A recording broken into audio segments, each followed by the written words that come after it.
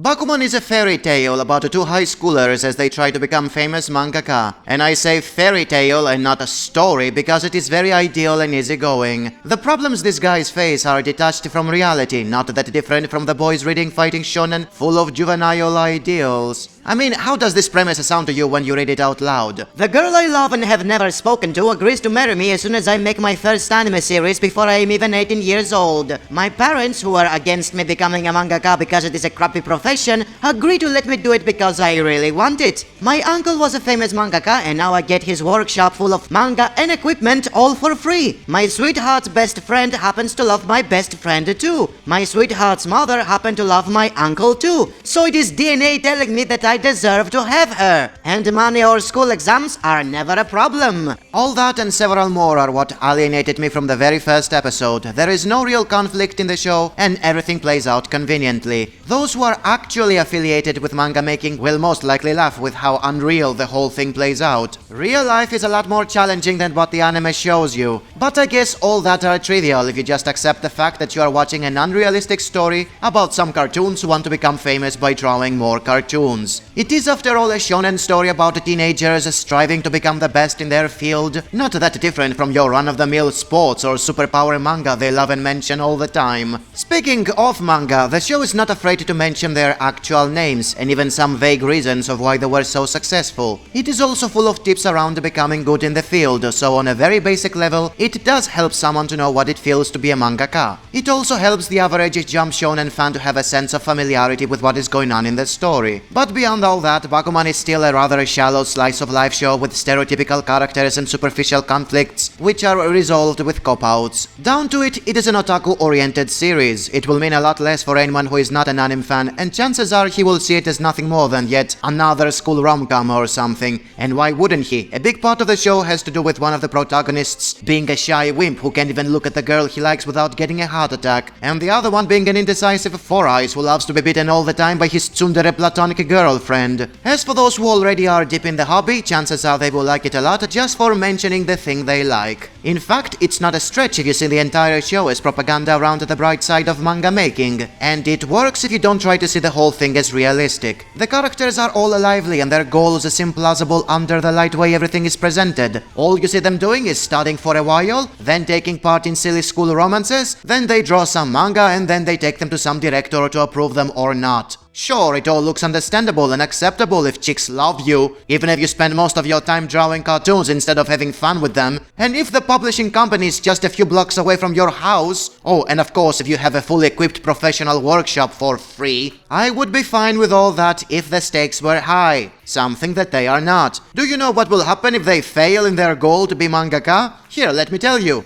Oh no, my story didn't get published. I guess I will now need to find a different, better paid and more secured profession. Sounds a lot less thrilling than in a fighting shonen where if it means you get killed or the world gets destroyed, doesn't it? Also, the romance part is completely retarded. Why are the girls interested in these boring losers? They are hot enough to have anyone they like. And why is there even romance in this story if it's not really moving forward in any way? It's just there for teasing you to keep watching, but it otherwise might as well be absent from the plot as it doesn't offer anything. I mean, they try to make it sound like the boys are going to have sex if they succeed, but it's not like they would never attempt to be mangaka otherwise. They do it because they love it, not because they want money or girls. In fact, this is not what they would choose to do if they wanted money or girls. So in all, the romance is a useless extra that was initially added for teasing the viewer into expecting something to happen. But as it always happens with anime romances, they don't go anywhere, and are just standing in the way like annoying filler. Heck, being dumped by their girlfriends ends up being the only way to offer development in this otherwise useless aspect.